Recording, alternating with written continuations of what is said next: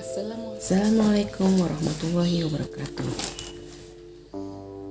Apa kabar ibu-ibu yang soleh-soleha di seluruh Indonesia?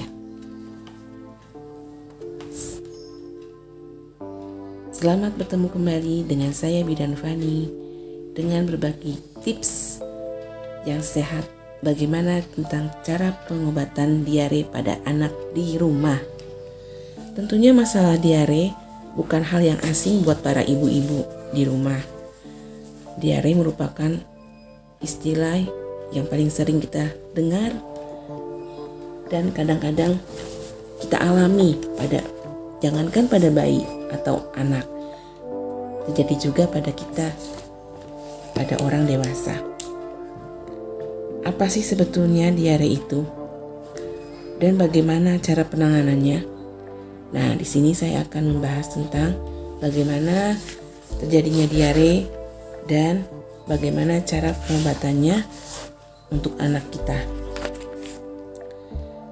Nah, buang air besar itu ibu-ibu umumnya bervariasi dalam jumlah dan konsistensinya, bergantung pada usia dan makanan anak.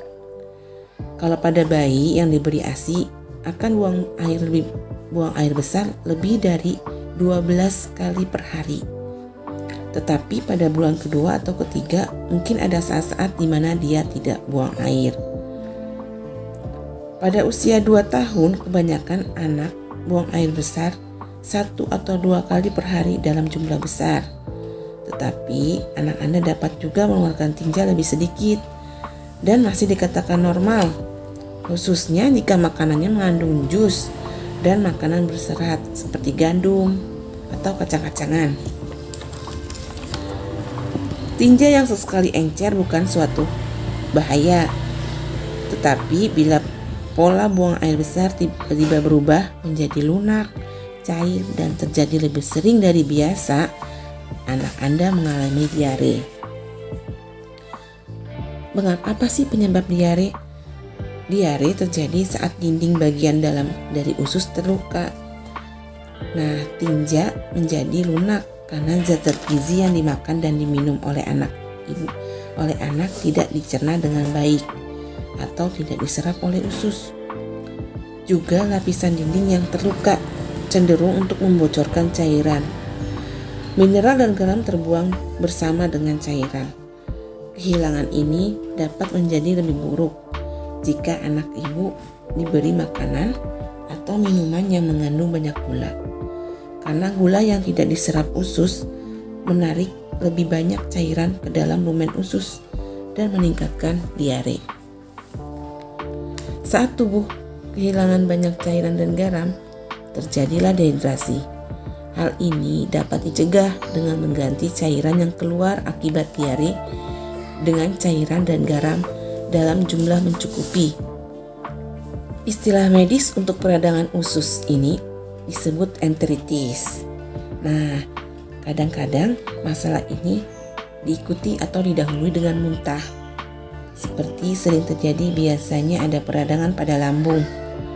Kalau ada peradangan pada lambung ini, maka disebut juga gastroenteritis. Anak dengan diare karena infeksi virus biasanya sering mengalami muntah, demam, dan rewel. Tinjanya cenderung menjadi berwarna kuning kehijauan dan mengandung cukup banyak cairan. Jika diare terjadi sejam sekali, biasanya tidak lagi disertai bongkahan yang padat sama sekali. Perdarahan dapat muncul akibat dari terlukanya dinding usus atau lebih lagi karena iritasi pada rektum akibat buang air besar yang sering dan encer. Jika tinja berwarna merah atau kehitaman, mungkin mengandung darah. Pada keadaan ini, jika Anda melihat hal tersebut atau warna kotoran yang tidak biasa, sebaiknya beritahukan ke dokter Anda. Nah, bagaimana cara pengobatannya? Tidak ada pengobatan yang efektif untuk infeksi usus karena virus ya ibu-ibu, penyebab utama diare pada bayi. Antibiotik Sebaiknya diberikan hanya untuk mengobati jenis infeksi usus karena bakteri atau parasit yang jelas, yang lebih jarang terjadi. Obat diare bebas tidak dianjurkan pada anak di bawah 2 tahun dan sebaiknya digunakan dengan hati-hati pada anak yang lebih tua. Obat tersebut, Bu, sering memperburuk cedera usus dan tidak menghentikan kehilangan cairan dan garam dari tubuh jika ada infeksi. Selain itu, obat tersebut menyebabkan cairan dan garam meletak di dalam lumen usus. Apabila hal ini terjadi, anak dapat menjadi dehidrasi tanpa ibu sadari. Tetapi kelihatannya diare tersebut berhenti. Karena itulah selalu hubungi dokter anak sebelum memberikan obat-obatan untuk diare. Penyebab diare pada anak kecil biasanya terjadi karena kerusakan pada usus yang paling sering disebabkan oleh virus yang disebut enterovirus. Penyebab lain dari diare itu adalah dari bakteri seperti bakteri Salmonella, E. coli, dan infeksi parasit. Bisa juga disebabkan alergi makanan atau susu atau efek samping dari penggunaan obat-obatan minum yang paling sering disebabkan karena antibiotik. Jika anak Anda mengalami diare ringan tetapi tidak dehidrasi, misalnya tidak disertai demam yang tinggi dan aktif, serta masih nafsu makan, dietnya tidak perlu diganti, dan ASI atau susu formula dapat diberikan terus. Anda, ibu, sebaiknya tidak memberikan diet cairan bening yang hanya berisikan minuman manis seperti jus, jeli, air, karena tingginya kadar gula dapat memperburuk diare. Jika anak ibu mengalami diare ringan dan muntah, ganti makanan yang biasanya dengan larutan elektrolit yang dapat ibu-ibu beli bebas seperti Oralit. Larutan ini umumnya dianjurkan juga, Bu, oleh dokter anak untuk mempertahankan kadar garam dan cairan tubuh yang normal sampai muntahnya berhenti. Pada kebanyakan kasus, biasanya hanya diperlukan selama 2 hari saja. Begitu muntahnya berkurang, secara bertahap mulailah kembali pemberian makanan seperti biasa. Jika anak ibu buang air besarnya cair setiap 1 atau 2 jam atau lebih sering dan terdapat tanda-tanda dehidrasi, segera hubungi dokter anak. Dokter akan menyarankan agar ibu menghentikan pemberian makanan padat selama paling sedikit 24 jam dan menghindari cairan yang berkadar gula tinggi. Dokter anak mungkin menyarankan agar ibu dapat memberikan larutan Oralit yang berisi kadar garam dan mineral yang seimbang. Jika anak ibu mengalami diare dan ibu khawatir kalau anak ibu akan mengalami dehidrasi, hubungi dokter anak dan hentikan semua makanan dan minuman bersusu sampai dokter memberi instruksi selanjutnya. Untuk dehidrasi berat, rawat inap kadang-kadang diperlukan ibu-ibu supaya anak ibu dapat memperoleh rehidrasi secara intravena.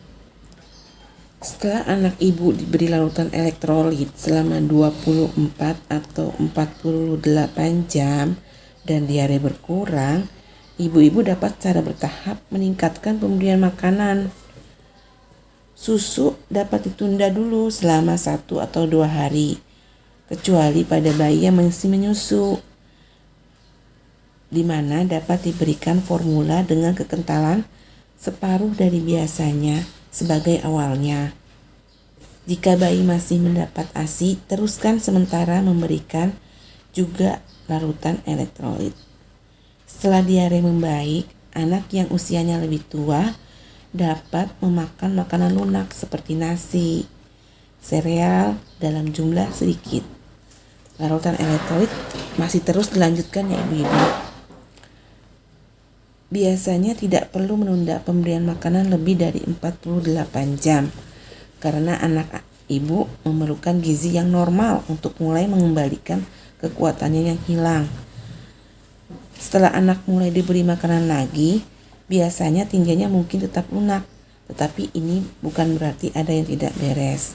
Lihat apakah ada peningkatan aktivitas, peningkatan selera makan, lebih sering berkemih, dan hilangnya tanda-tanda dehidrasi. Bila Anda melihat keadaan ini, berarti ibu-ibu akan tahu bahwa keadaan anak ibu segera membaik. Kalau diare yang berlangsung lebih dari 2 minggu, menandakan adanya masalah usus yang lebih serius. Bila diare berlangsung selama ini, dokter anak akan melakukan pemeriksaan lanjutan untuk menentukan penyebabnya dan memastikan anak ibu tidak mengalami kekurangan gizi. Jika kurang gizi menjadi masalahnya, dokter anak akan menganjurkan makanan khusus atau formula khusus. Jika anak ibu meminum terlalu banyak cairan, khususnya terlalu banyak jus atau minuman manis, keadaan yang umumnya disebut diare balita dapat terjadi. Keadaan ini menyebabkan tinja yang keluar menjadi lunak, tetapi tidak mempengaruhi selera makan atau pertumbuhan, atau menyebabkan dehidrasi.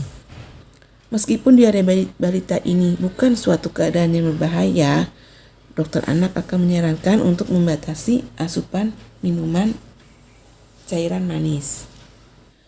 Bila diare terjadi bersama dengan gejala lain, itu dapat berarti bahwa ada masalah medis yang lebih serius.